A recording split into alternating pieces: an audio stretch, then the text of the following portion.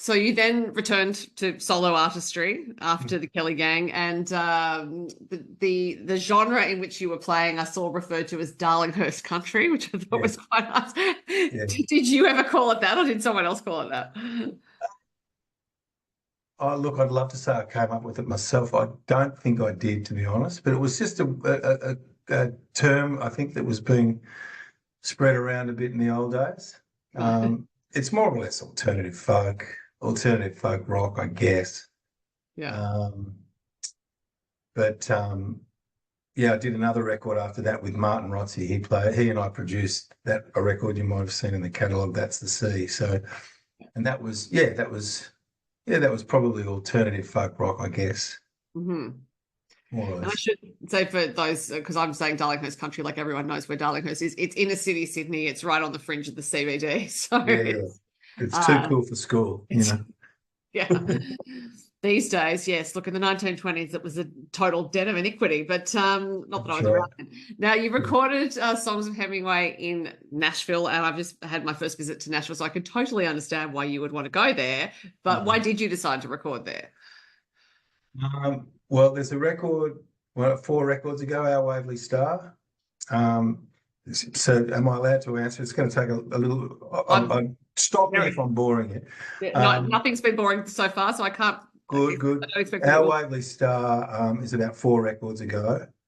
I'd recorded that in Australia with my usual band, and it had been the normal process. 2 days here, he's not available. 4 days here, yeah, and it took a long time. Different studio for this, and Yeah. so it was pieced together like probably like all my records up to that point, to a certain degree. And I have a friend who's does a lot of. He's in the pop world with Royal Otis, and he's their manager and the label owner. Hmm. And Genesis, he's a more top end, but he's a good mate of mine. And we were talking about the record, and I was saying how I was getting prepared to mix it, and I played him some of it. And he spends a lot of time in LA, and he said to me, and America, and he said, "Why don't you take it to Nashville?" And I said, "Really?" He said, "Yeah, take it there. You'll get it done. It's for an experience." And he kind of, and he's a real nurturer. He's obviously is because he's a manager, but he's a mate of mine. He's my age, and who do you like? And I'd been listening to a lot of Paddy Griffin and the Band of Joy. Did you know that record by Robert Plant?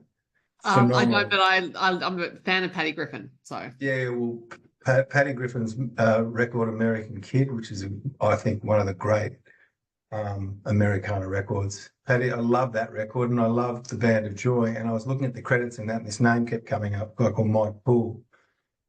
So I just did what I always do, and I emailed him and said, Look, I don't know." He had a website, and he had a list of all his clients and what he did. And I said, "I need somebody to mix my record." And I sent him some. He emailed me back 2 weeks later, said, "Can I hear it?" I sent him some of the Pro Tools stems, and then he said, "Love to mix it. How do you want to do this?" And then I spoke to my friend Andrew, the manager, and he said, "This is your opportunity. Don't send him. Get on an airplane and go over there."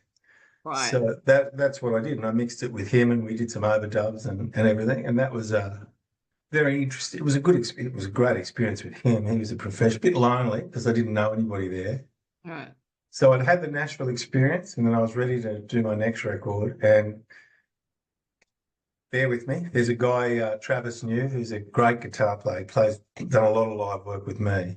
He's currently playing with Andrew Farris, Right. touring, and he is Australian.